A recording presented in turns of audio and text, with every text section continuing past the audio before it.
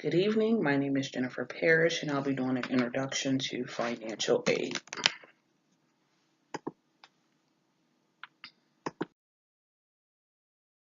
Why do many students and parents apply for financial aid? Financial aid helps families in financial need pay for college tuition. Roughly 85% of full-time undergraduates receive some type of financial aid. Financial aid information can be located online at FAFSA.gov in high schools, college campuses, and also on the U.S. Department of Education's website. The financial aid process is different depending on your income status, your filing status. There are three methods to which they use to calculate the financial aid. The regular formula, which is based off your income, assets, dependency status, a few other things. 12% of parents' discrepancy net worth is used. 50% of the student's income is used, and 20% of the student's net worth is used for the regular formula. There's also a simplified method, which parents who are not qualified to file federal tax return can use this method. Those who file on a 1040A or 1040EZ.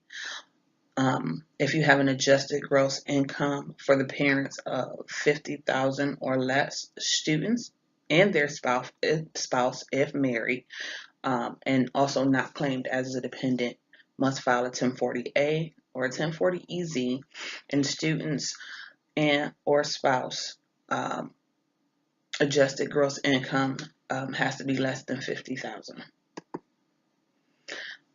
The last one is automatically assessed formula. This one, the qualifications is a 1040A, 1040EZ, or the student or parent is required not to file taxes, and the student or parent income is less than 24,000.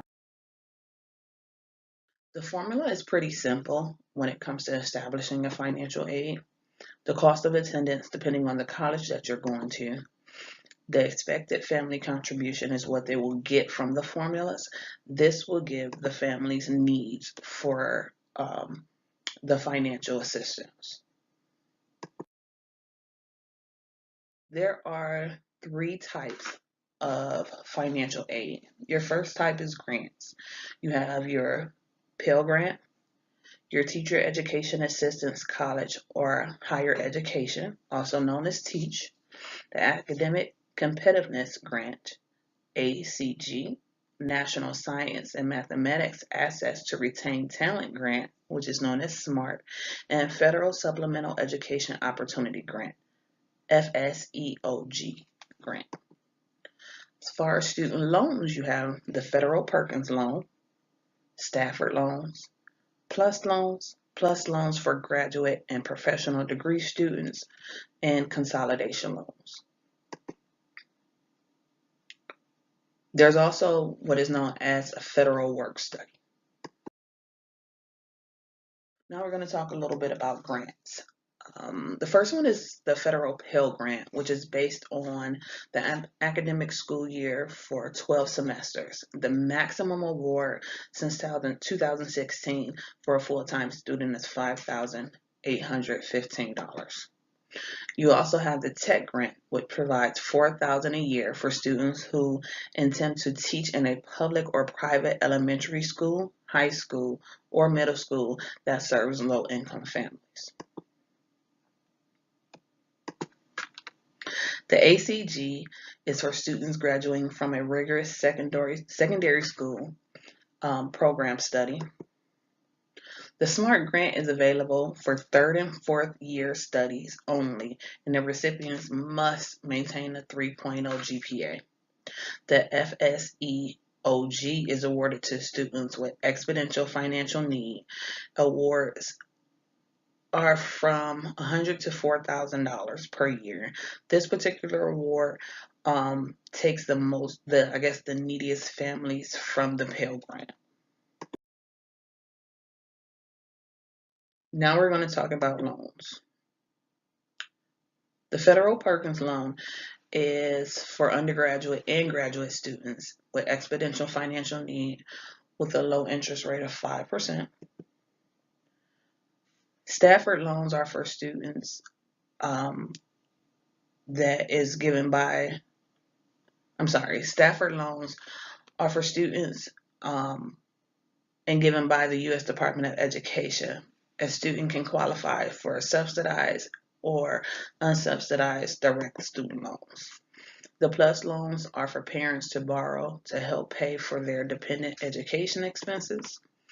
PLUS loans for graduate and professional degree students are for students seeking a graduate or professional degree, and a consolidation loan takes all of the students' outstanding loans and consolidate them into one. The biggest thing for loans is all loans must be repaid. Also, for the PLUS loans, both PLUS loans, it is not income based, but for credit worthiness. If you are able to get the loan. Last but not least is the work study program. Work study are jobs on and off campus for undergraduate or graduate students to help pay off their financial education expenses. With this particular program, the minimum pay cannot be under minimum wage and also cannot exceed tuition itself. The key points from this video is FAFSA.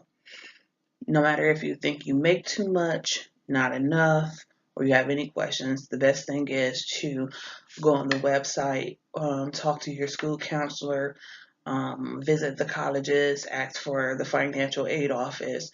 A lot of times they will help you step by step fill out the financial aid process, or you can give them a call as well. Once your financial aid application is put in, at that point you'll know if you need to, if you qualify for different grants depending on what you want to do in life, things of that nature. Or if you don't qualify for grants, what type of loans you will need to take out.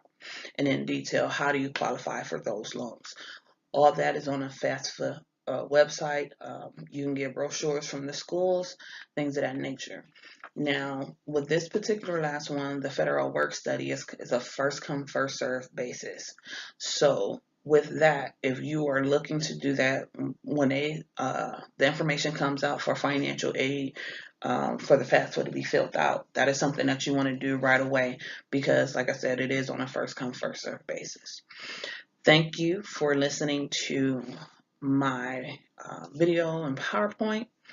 If you have any questions or concerns, please post at the bottom, and have a great evening.